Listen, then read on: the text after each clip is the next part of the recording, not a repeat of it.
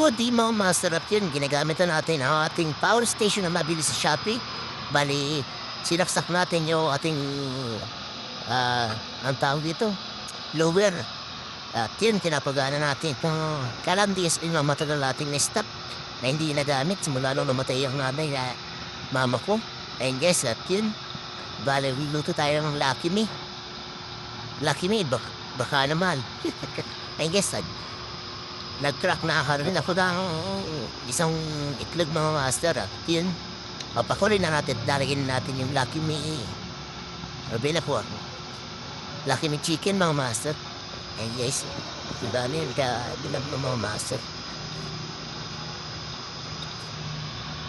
And nag-try na muna tayo na itong wala pa manginis yan, kalandis in my mga master, mga parado na yan. Pero nagbibito pa rin ang magandang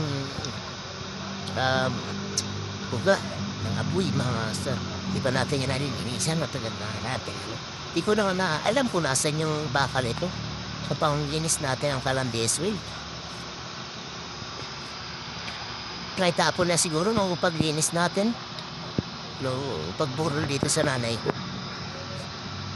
So, sigurado po tsak na tsak kung buhay pa si mama. Talagang matutuwa talaga ito pa. Matagal namin ito pangarap na magkaroon ng power station kahit mini. O master kasi hindi pa natin kayang bumili ng mga high power na power station mo, mga master tulad ng EcoFlow, TGI, power station at saka yung Blue Yeti mga master. And guys, dito muna tayo sa M300